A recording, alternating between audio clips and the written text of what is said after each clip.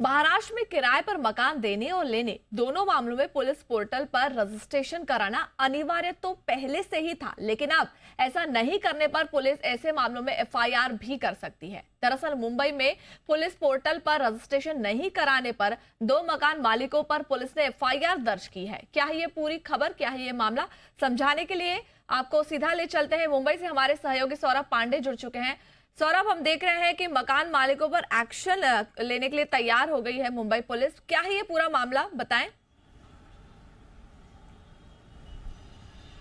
जी बिल्कुल, बड़े पैमाने पर जो है महाराष्ट्र पुलिस ने शहर में सिक्योरिटी और मकान मालिकों के हितों को ध्यान में रखते हुए जो है उनके द्वारा किराए पर दिए गए जो प्रॉपर्टीज़ होते हैं वहाँ के टेनेंट्स का जो पुलिस पोर्टल पर रजिस्ट्रेशन है वो मैंडेटरी कर दिया है। बड़े पैमाने पर इसको इसलिए मैंडेटरी किया गया है ताकि जो लोग आपके मकान में रह रहे हैं उनकी वैधता क्या है, वो कहाँ से आए हुए हैं, उनके जो डॉक्यूमेंट्स सबमिट किए गए हैं वो लीगल है या नहीं है, ये जो है बड़े बड़े पॉइंट्स हैं जिसके ऊपर जो है वो फोकस किया गया है। इसके बाद अगर बात की जाए डॉक्यूमेंट्स की, तो अगर प्रॉपर्टी डॉक्यूमेंट्स जो है सबसे बड़े पैमाने पर जो है वो देखा जा रहा है। इसके बाद जो आपका टेनेंट है, टेनेंट की जो डॉक्यूमेंट्स है वो सबमिट करनी है, जिसमें आईडी प्रूफ, एड्रेस प्रूफ, अन्य चीज़ें हैं। इसके अलावा टेनेंट के साथ जो 2 विटनेसेस होंगे या अन्य विटनेसेस होंगे वो भी जो उनके जान पहचान होंगे, ये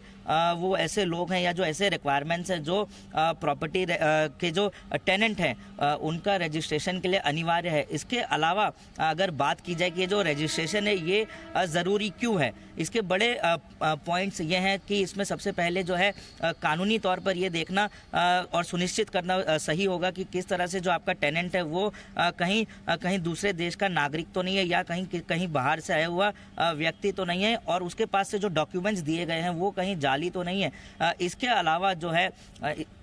प्रॉपर्टी का जो इस्तेमाल है वो किस तरह से किया जा रहा है। रेसिडेंशियल अगर प्रॉपर्टी है तो क्या वहाँ पर जो है वो रेसिडेंस के लिए ही इस्तेमाल की जाएगी या कमर्शियल के लिए इस्तेमाल की जाएगी, ये भी बड़े पैमाने पर जो है वो देखना होता है। इसके बाद अगर बात की जाए कि ये जो रजिस्ट्रेशन है ये कहाँ पर कर सकते हैं, तो बड़े पैमाने पर जो है जिस तरह से डिजिटल एज चल रहा है उस चीज़ को ध्यान में रखते हुए पुलिस की पोर्टल पर जो है वहाँ जाके रजिस्टर किया जा सकता है। इसके अलावा नज़दीक की जो पुलिस स्टेशन है वहाँ पर हार्ड कॉपी जो है वो सबमिट की जा सकती है। यदि आपके पास उतना भी समय नहीं है तो आप उसे पोस्ट करके जो है नज़दीकी पुलिस स्टेशन भेजें ताकि आपकी जो डॉक्यूमेंट्स की जो है वेरिफिकेशन वो सही तरह से हो जाए और आपका जो टेनेंट है वो उनके पोर्टल पर जो है वो रजिस्टर हो जाए। क्योंकि अगर इन फ्यूचर किसी भी तरह से जो है कोई बदमाशी होती है या कोई गैर कानूनी गतिविधियां होती हैं तो